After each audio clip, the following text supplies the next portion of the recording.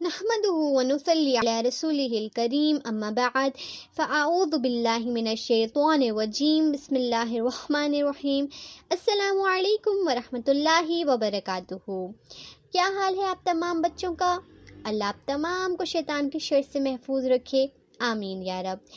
آج ہم انشاءاللہ جز 14 یعنی سورہ نحل سے آیت نمبر 69 دیکھیں گے۔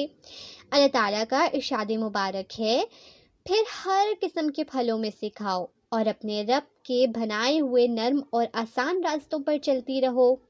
اس کے پیٹ سے ایک پینے کی رنگ برنگی چیز نکلتی ہے، اس میں لوگوں کے لیے شفا ہے، بے شک اس میں غور و فکر کرنے والوں کے لیے نشانی ہے۔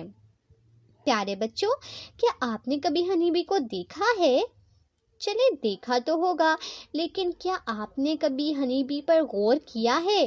اس کا جو گھر ہوتا ہے جسے ہم بی ہائیو کہتے ہیں، کیا آپ نے کبھی اس پر غور کیا ہے؟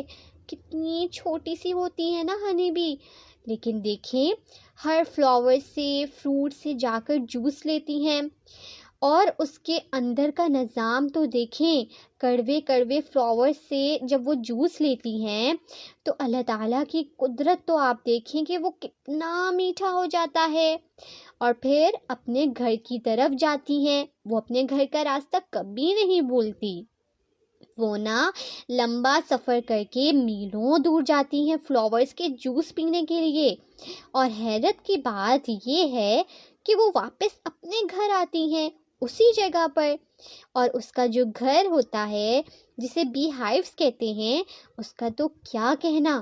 تمام سائنٹسٹ حیران ہیں کہ اتنی چھوٹی چھوٹی سی ہنی بیز اور اتنا بہترین گھر بناتے ہیں۔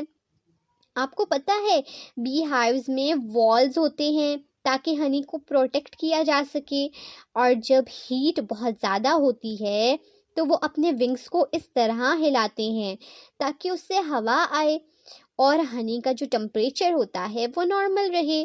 اتنی محنت کرنے کے بعد ہنی بنتا ہے، اور اللہ تعالیٰ نے بھی اسے شفا کہا ہے۔ ٹیسٹ بھی یمی یمی سا ہوتا ہے، اگر آپ کو ٹیسٹ نہیں بھی پسند تب بھی کھایا کریں، کیونکہ اس کے بہت سارے بینیفٹس ہیں، جیسے ہمارا امیون سسٹم اچھا ہوتا ہے، یہ ہمارے بلڈ کو بھی پیوریفائی کرتا ہے، اور پلس آپ اسے لگا بھی سکتے ہیں، فیس پر لگا سکتے ہو، کہیں آپ کو برن ہو گیا ہے، کہیں ریشز آئے ہیں، تب بھی آپ ہنی کو یوز کر سکتے ہو۔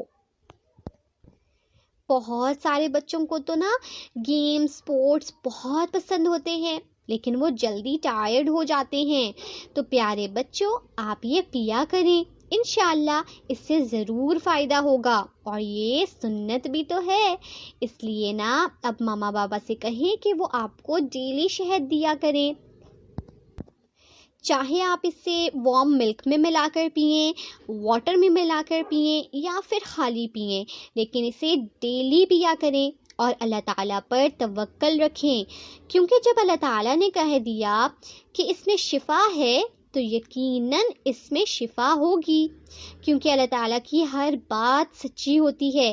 اور پیارے بچوں ڈیلی ایسے چھوٹی چھوٹی چیزوں پر غور کیا کریں، اس سے ہمارا ایمان تازہ ہوتا ہے۔ اللہ تعالیٰ سے دعا ہے کہ وہ ہمیں غور و فکر کرنے والا بنائے اور ہمیشہ شکر ادا کرنے والا بنائے، آمین یا رب۔